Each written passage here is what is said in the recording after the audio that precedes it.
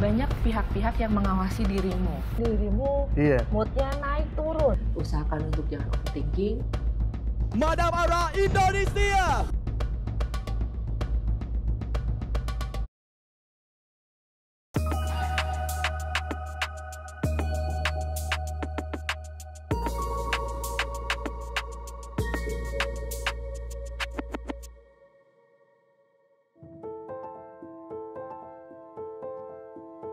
Kemampuan membaca ini semuanya saya bisa dengan sendirinya. Mungkin kalau orang sekarang bilangnya itu gift gitu. Memang nggak ada guru gitu atau nggak ada orang yang mentoring. Jadi saya mencari sendiri, saya mencari tahu sendiri.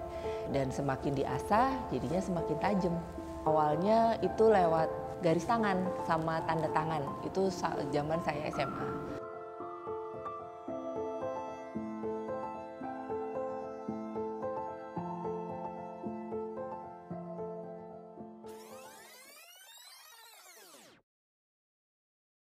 Sebenarnya kejadiannya tiba-tiba sih saya mulai membaca itu gitu. Jadi saya pas melihat temen bikin tanda tangan, terus saya tertarik untuk baca. Jadi saya langsung baca aja gitu karakternya dia.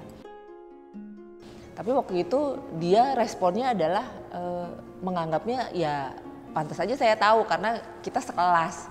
Terus saya pikir iya juga gitu. Nah selang beberapa hari setelahnya dia membawa surat dari saudaranya yang ada tanda tangannya. Terus dia ngasih lihat ke saya dan saya diminta untuk bacain karakter saudaranya itu seperti apa.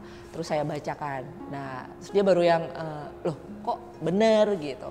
Jadi mulai dari situ akhirnya banyak tuh yang ngasih lihat tanda tangannya.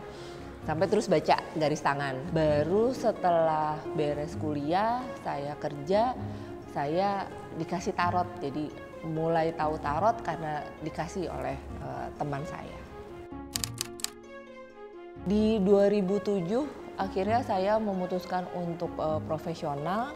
Saya sendiri lebih ke merasa lebih punya tanggung jawab besar untuk bagaimana seorang itu yang tadinya misalnya lagi punya masalah berat terus ketemu saya akhirnya mereka bisa senyum gitu setelah dari saya. Jadi ada tantangan tersendiri sih gitu dan saya lebih bahagia karena bisa membantu lebih banyak orang setelah saya memutuskan untuk profesional.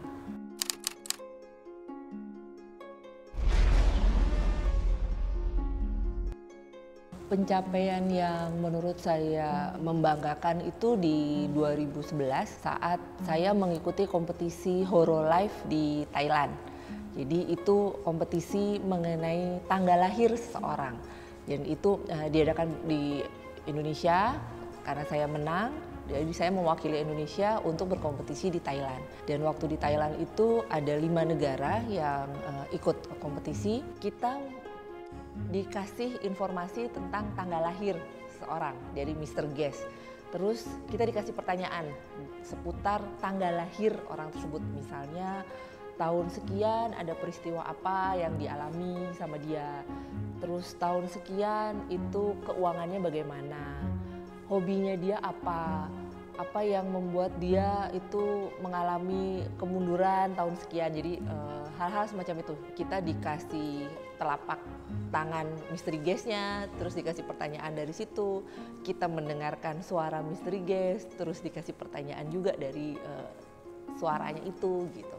Dan karena saya yang paling benar jawabannya dari sekian banyak pertanyaan, jadi saya keluar sebagai juara pertama. Di 2013 saya ikut kompetisi di Kiev, Ukraina.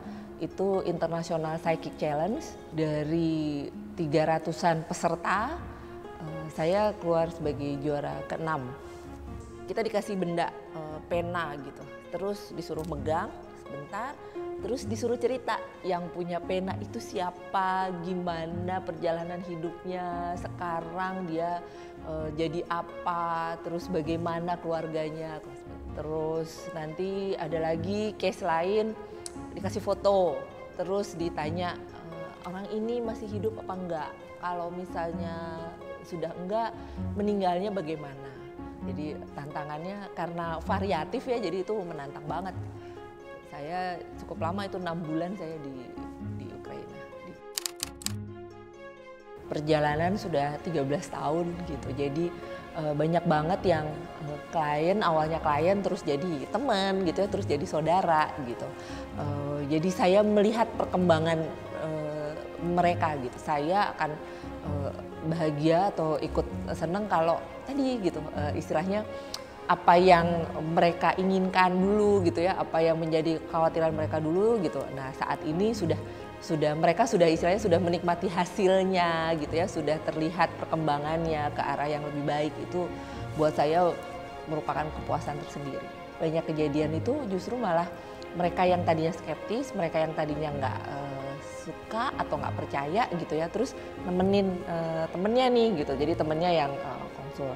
Nah saat dia melihat bagaimana cara saya baca tarot, cara saya menyampaikan, itu biasanya tuh yang tadinya temennya cuman mau lihat, akhirnya terus jadi gantian minta dibacain juga gitu, karena memang saya itu lebih suka, lebih nyaman untuk menceritakan tentang kenapanya sesuatu itu gitu. Jadi bukan kapan, bukan dia ngejudge oh ini begini gitu ya, ini akan begini gitu, tapi lebih ke kenapanya. Misalnya soal yang banyak tuh kalau misalnya ABG gitu tuh lebih ke soal relationship gitu, soal pacar gitu, kapan sih gitu ya dapet tuh. Nah saya nggak pernah kasih tahu tuh kapannya, tapi lebih ke kenapanya, lebih ke kamu tuh begini loh, makanya begini loh, jadi sebaiknya jangan begini. Nah itu yang menurut saya lebih penting untuk diutarakan.